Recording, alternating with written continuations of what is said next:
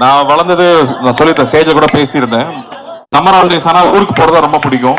ஊரில் போய் கிராமத்தில் இருக்கிறத ரொம்ப பிடிக்கும். கிராமத்துலேருந்து கிளம்புறது அழகியாக வரும். சென்னையில் விவசாயிகளுக்கும் விவசாயம் சார்ந்து வேலை செஞ்சுட்டு இருக்கிறவங்களையும் சந்திக்கணும்னு சொல்லி நிறைய பேர் அழைச்சி பேசணும். அதில் முக்கியமாக வந்து ஹிமாகரன் அவர்கள், அப்புறம் ரேகா அவங்களோட ஃப்ரெண்ட்ஸ் நிறைய பேர் இங்கே வந்திருந்தாங்க. மணிசுந்தர் அவங்க, நம்ம ப்ரொஃபசர் இஸ்மாயில் அவர்கள், இவங்க எல்லாருமே ஃபர்ஸ்ட் மீட் பண்ணி விவசாயம் சார்ந்து இங்க என்ன தேவை இருக்கு, நம்ம என்ன பண்ணணும் அப்படின்னு நாங்க பேசும்போது அவங்க தான் ஃபர்ஸ்ட் எங்களுக்கு அட்வைசரா வந்தவங்க. அப்போ வந்து அவங்க கூட சேர்ந்து என்ன பண்ணலாம் அப்படின்னு பேசிட்டே இருக்கும்போது தான் ரொம்ப வருஷம் கழிச்சு இந்த விஷயம் ஒன்று வந்துச்சு. சென்னையில இந்த மாதிரி திருவிழா நடந்து ரொம்ப வருஷம் ஆயிடுச்சு. கொரோனாக்கு முன்னாடி நடத்திட்டு இருந்தோம். கொரோனாக்கு அப்புறமா வந்து எல்லா விவசாயிகளையும் ஒன்று சேர்க்கறது ரொம்ப கஷ்டமாயிடுச்சு. சென்னையில தான் நுகர்வோர் அதிகமா இருக்காங்க. ஒரு தமிழ்நாட்டில் 8 கோடி பேர் இருக்கோம்னா சென்னையில 2 கோடி பேர் இருக்கும். அப்போ இங்கதான் நுகர்வோர் அதிகமா இருக்காங்க. இங்க இருக்கிற குழந்தைகளுக்கு திருவிழாக்கள் போறது கஷ்டம். நம்ம ஊர் தானியங்கள் என்ன, நம்ம சாப்பிடுறது வந்து வெள்ளை அரிசின்னு மட்டும் தான் தெரியும். பட் அப்படி கிடையாது. இங்க வந்து 1000 வெரைட்டிக்கு மேல அரிசி இங்க இருக்கு. அப்படி அந்த அரிசி எல்லாம் இன்னும் பராமரிச்சுட்டு இருக்கிற மக்கள் இருக்காங்க. அந்த அரிசியை விதைச்சு அந்த நெல் எடுத்து வச்சிட்டு இருக்கிற எத்தனையோ பேர் இங்க இருக்காங்க. அவங்க எல்லாம் நமக்கு தெரியறதே இல்லை.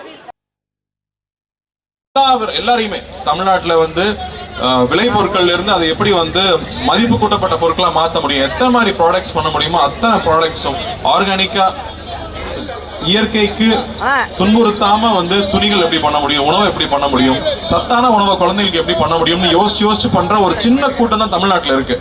அவங்க எல்லாரையும் இங்க ஒண்ணு சேர்த்திருக்கிறதுக்கு முதல்ல இந்த விழா கமிட்டிக்கு நான் பெரிய பாராட்ட தெரிவிச்சுக்கிறேன். ரொம்ப ரொம்ப நன்றி. இந்த மாதிரி வந்து மக்களுக்காக குழந்தைகளுக்காக பண்ணணும்ன்றது வந்து அவங்களோட நேரத்தை எல்லாம் விட்டுட்டு ஒரு 3 மாசம் உழைச்சு இது பண்ணியிருக்காங்க. உழவன் ஃபவுண்டேஷனும் இதுக்கு ஒரு சிறு பங்கு அவங்க கூட என்ன பண்ண முடியுமோ அதை நான் பண்ணி கொடுத்துருக்கோம். அதுல அந்த வகையில இந்த மாதிரி ஒரு விழா ஏற்பாடு பண்ணி இந்த ஒரு சூழலை ஏற்பாடு பண்ணதே ரொம்ப பெரிய விஷயம். இங்க வந்து காலையில் ஒரு 1000 ஸ்கூல் ஸ்டூடெண்ட்ஸ் வந்துட்டு போயிருக்காங்க. பள்ளி மாணவர்கள் இங்க கூட்டு வந்தது ஒரு மிகப்பெரிய விஷயம். அந்த பள்ளிகளுக்கு முக்கியமா நன்றி சொல்றேன். இன்னும் 2 நாள் இது நடக்க போகுது. நாளைக்கு நாளைக்கு இன்னும் 2 நாள் இந்த திருவிழா இங்க இருக்க போகுது.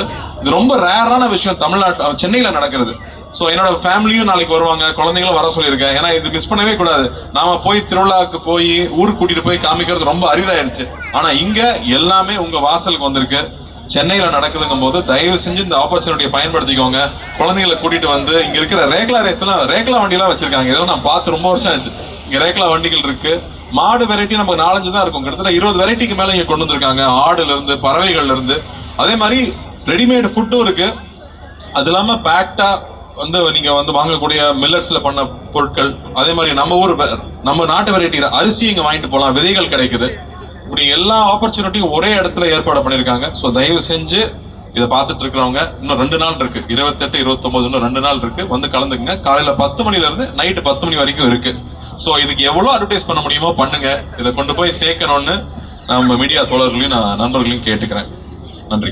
எங்களுக்கு ரொம்ப சந்தோஷமா இருக்கு. என்ன சொல்ல போனா நீங்க வந்து நாங்க சொல்ல வேண்டிய எல்லா விஷயத்தையுமே நீங்க சொல்லிட்டுங்க. அதான் நம்ம சொல்ற மாதிரி கறிக்கஞ்சில ஆரம்பிச்சு கம்மங்குள்ள ஆரம்பிச்சு இங்க இருக்க கால வரைக்கும் அத்தனையுமே நம்ம தமிழ் பாரம்பரியம். அதை நீங்க சொல்றப்ப எங்களுக்கு அவ்வளவு சந்தோஷமா இருக்குண்ணே. உண்மையிலேயே நீங்க ஒவ்வொரு படத்துலையும் நம்ம கடைக்குட்டி சிங்கம் ஆகட்டும், இங்கே மாவட்டம், நான் ஏற்கனவே சொன்ன மாதிரி தான் நீங்க காலையை பிடிச்சிட்டு வந்தா அந்த ஐயனார் சாமி அப்படியே காலையை பிடிச்சிட்டு வர மாதிரி எங்களுக்கு ஒரு புத்துணர்வு ஏற்படு. இதுக்கெல்லாம் கை தட்டலாம். அதை விட இன்னொரு முக்கியமான விஷயம் வந்து நம்ம பசங்க கேட்டே இருந்தாங்க, எப்ப பார்த்தாலும் நம்ம கார்த்தியான காலக்கூடையே வராரு, அவர் அடுத்து வந்து நம்ம சென்னையில வந்து இந்த மாதிரி ஜல்லிக்கட்டு அவர் தலைமையில் நடக்குமா அப்படின்னு கேக்குறாங்கண்ணே. ஜல்லிக்கட்டுக்கு ஏற்பட லைசன்ஸ் வாங்கணும். ஆனா வாங்கினா நிச்சயமா எல்லா காலையும் கொண்டு வந்து இறக்கிடுவாங்க. சென்னையில என் காலை ஓடணுங்கிறதுக்கு ஒரு பெரிய கூட்டம் இருக்கும். இவர்கிட்ட சொன்னா அதுவும் ஏற்பாடு பண்ணாலும் பண்ணுவாரு. சூப்பர்ண்ணே.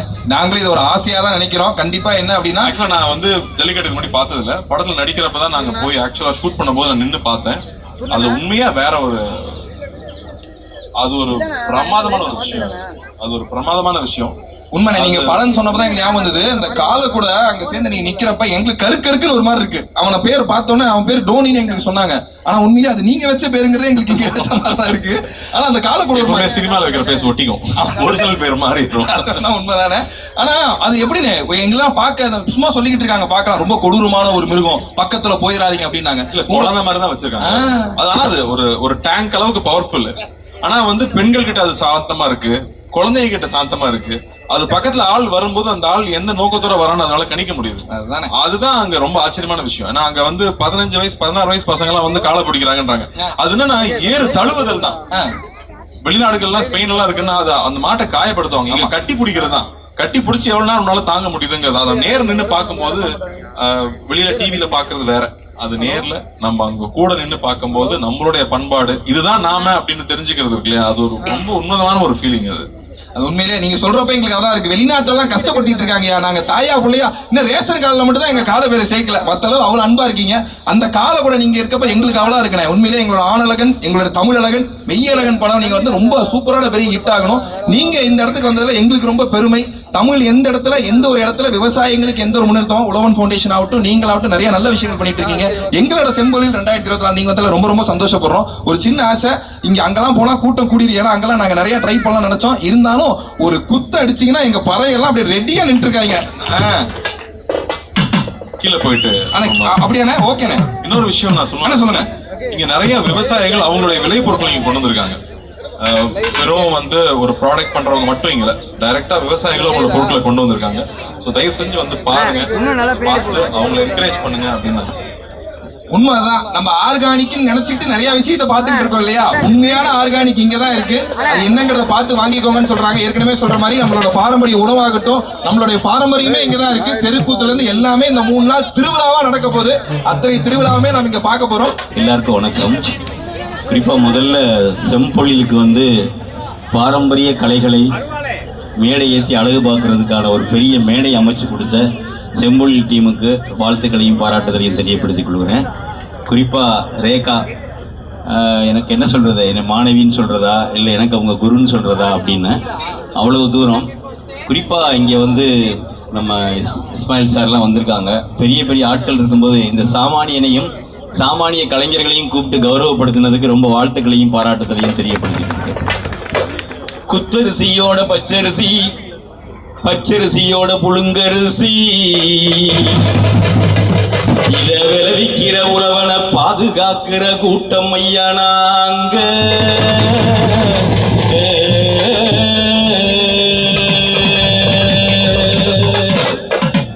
பங்குதாரர் நாங்க, உழவுக்கு பங்குதாரர் நாங்க, பங்குதாரர் நாங்க, உழவுக்கு பங்குதாரர் நாங்க. நாட்டு மாட்டை ஓட்டி வந்து,